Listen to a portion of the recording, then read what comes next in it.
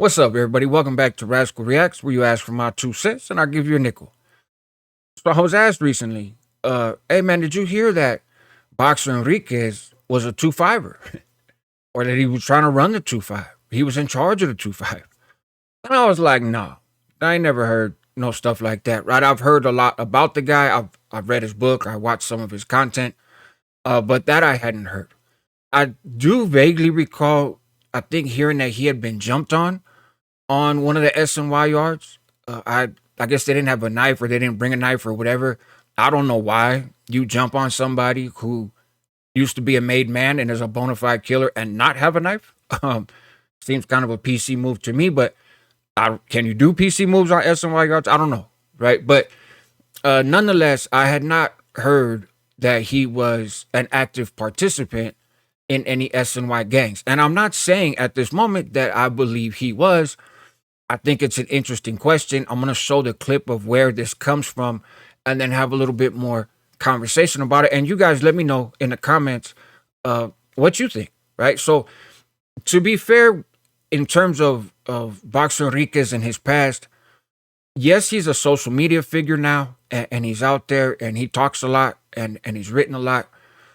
But it's not as if he addresses all things said about him with equal levels of transparency, which is his right. I mean, it is what it is. But you can't look and say, well, if that was true, he would have talked about it.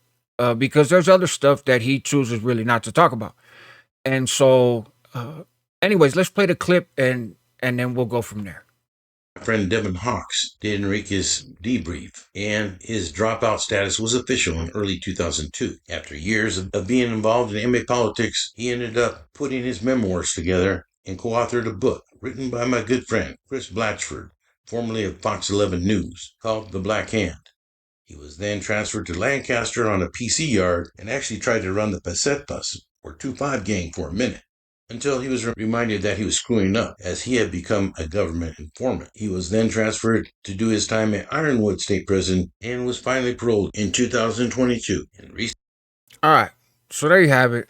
We can get off that screen now. Uh so first of all, the channel that this comes from, right, is Gabe Morales. Gangsters, Cops, and Politicians. I watched some of his content. I've communicated with him by email before. I've read some of his books. If you're not familiar with who he was law enforcement for a long time, and then also worked in the California Department of Corrections, and I think done some stuff up in Seattle in the prison system or the streets or whatever. I'm not thoroughly versed in his whole background. I just know that he has been in law enforcement roles for a very, very long time and was around in California in the early days of some of these organizations and had some interactions with these individuals. And now he has his YouTube channel. He's written a lot. And my take on him, because with that you can look and say, oh, well, that's just a CEO talking shit, right? Like you can't take that serious. And in some situations I would agree with that. In this one I don't, and the reason why is I get the sense from Gabe Morales and his content and stuff nowadays that he sees himself more as kind of a historian. Obviously, he still is from a law enforcement background, but he's not pushing this radical law enforcement agenda, right? Of every kid with the red or blue belt is subservient to this sophisticated, organized, criminal network, and therefore lock them up and throw away the key and no rehabilitation and all this other stuff. Like I said, to me, I get the sense that he's more of a historian in this stuff and tries to be pretty even-handed in terms of, hey man, this is what the reports say, this is this is that. And in terms of that history, I think it's a great channel and suggest you guys go check it out. This was a video he had done just on Pelican Bay, and then included this piece in there. The other reason I don't think he would just turn around to try to smut up Boxer is essentially a fucking cop and has been for a very, very long time.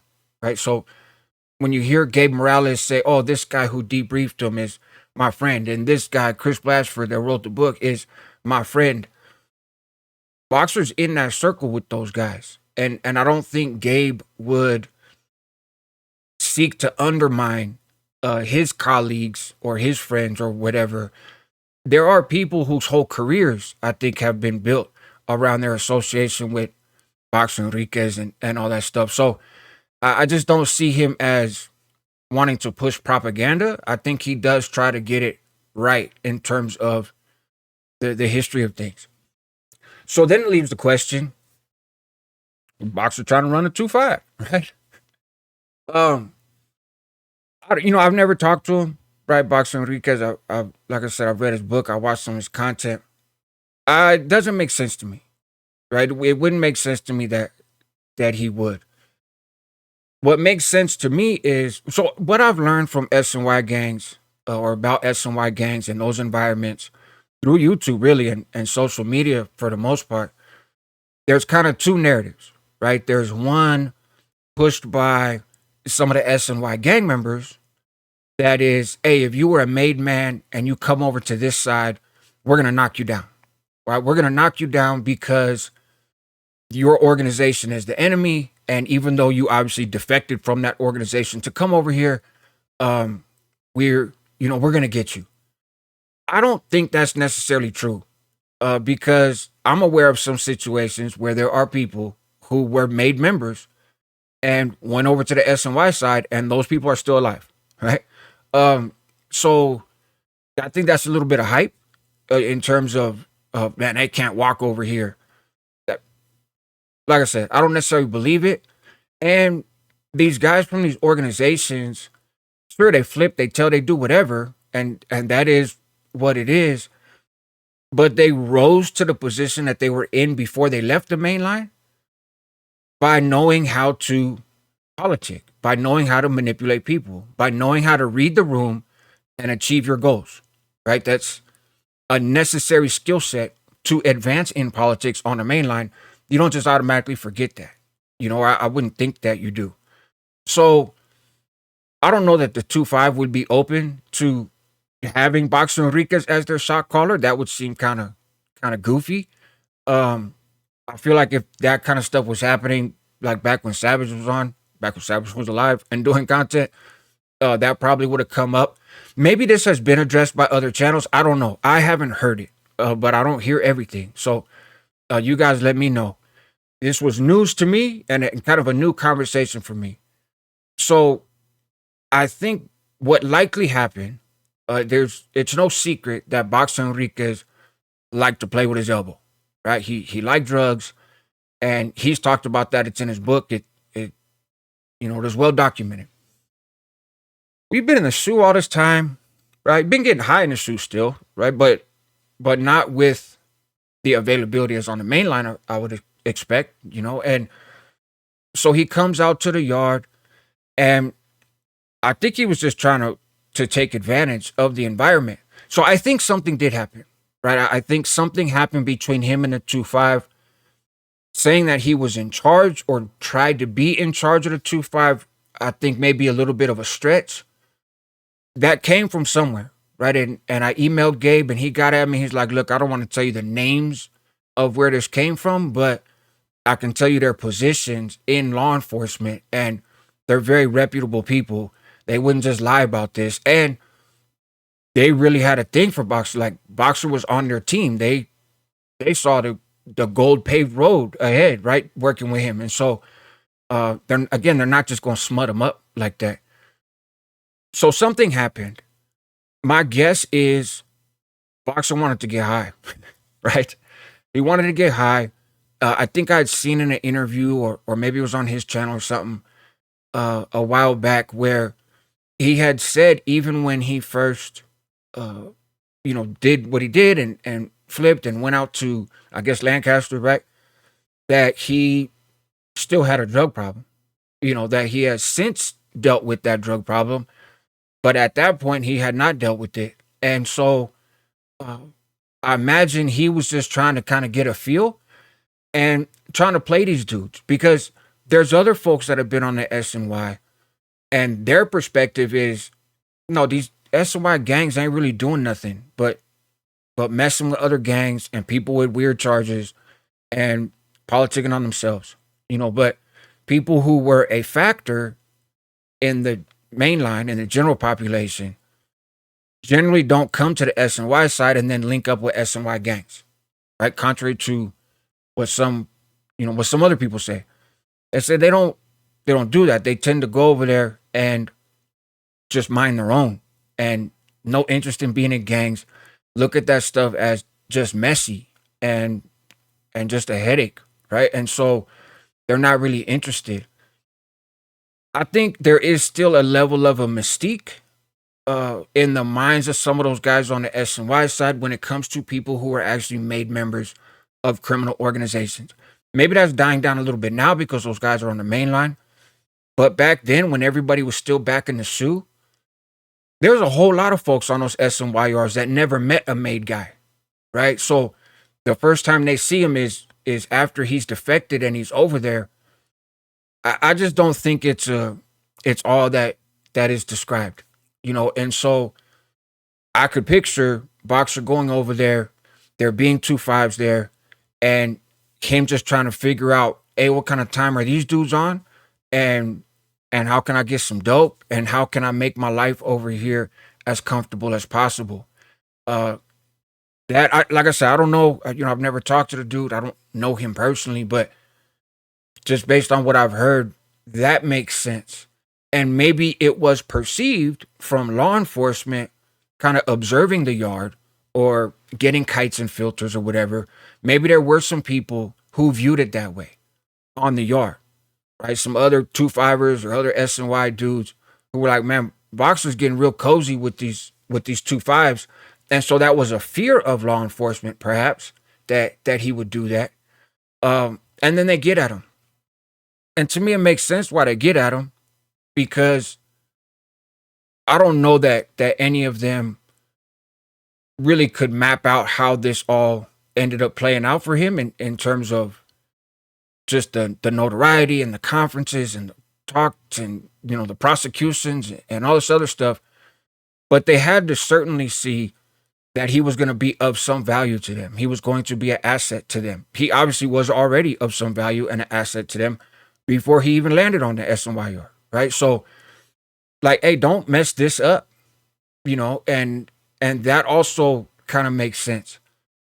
If you look at Black Widow, which was happening right around this same time, Achille, right, Lizard, from Pittsburgh, whose whole narrative is just bullshit and made up. I did a video about that, a long time ago on the Homie Hangout, but it just doesn't make any damn sense at all. But yet he was an asset for law enforcement, but was also out there running amok and doing shit that he wasn't supposed to. Did that factor into then law enforcement being spooked? Maybe Boxer Enriquez is going to be a version of that, even though he's still incarcerated. Who knows, right? Maybe it was on some homeboy shit. Boxer has talked how he built some friendships with some of these cops and law enforcement and stuff. Maybe it was like, hey, fool, look, it's a long shot for you to ever get out, but you're on that path at least. And if you start messing around with these degenerate gang members, you're just gonna sabotage that, right? And we have a plan for you. And if you want to be a part of that plan, you can't be out here, doing all this nonsense with these dudes. I don't know. Maybe maybe Boxer Enriquez will talk about it. Who knows? But yeah, I thought it was interesting. I don't think that he actually was trying to run the 2 5. And I think Gabe Morales in his video maybe just spoke, it wasn't a video about Boxer, right? It was a video about Pelican Bay. And so maybe there was more context that for the sake of him just getting through the content and what he was talking about, he didn't get into detail. I don't know. Like I said, I emailed him and I was like, man, I caught this in your video. What's up with this? And he said, yeah, man, that's what we had heard. And this is, where I got it from in terms of the people's position. And it was credible, but it was incredibly short-lived, right? It was very brief. So again, it sounds like he was flirting with the 2 5ers. But what his ultimate goal was, who knows? Maybe he did. There's a lot of people, when you're at that level of those organizations, you have to have an ego. It's required to even be a contender for those organizations, or it used to be, right? It used to be. You have to view yourself as a cut above the rest, and so that ego doesn't just go away, because you flip and tell on everybody. And maybe there was a thought of, oh well, I can still do the gang shit over here. I can be a factor over here, like I was a factor over there. I don't know, right? It doesn't seem like that happens very often. You don't hear about a lot of NF dropouts or MA dropouts getting in leadership positions with S and Y gangs. So it just doesn't seem the norm. But from the outside, it I could see how that could be a temptation, maybe. But anyways, I don't know. I think it's pretty clear that he wasn't a 2-5er. It's also pretty clear that there was some communication between him and the 2-5, and that was cut short. And I would imagine with him now sitting out in society and being free, probably pretty thankful for that. So there you have it. Check out Gabe Morales' channel, Gangsters, Cops, and Politicians. I will link to it in the description of this video. It's just an interesting question. You guys let me know what you think in the comments. Please make sure that you're subscribed to Rascal Reacts. Do not unsubscribe from the Homie Hangout. I will be back over there, and I go live over there sometimes. Just trying to juggle both channels, right? And life itself. So there you have it, man. Help others move in excellence. That's what homies do. Help yourself at the same time because you're worth it. Help your community because they need you. And stay tuned. There's more to come.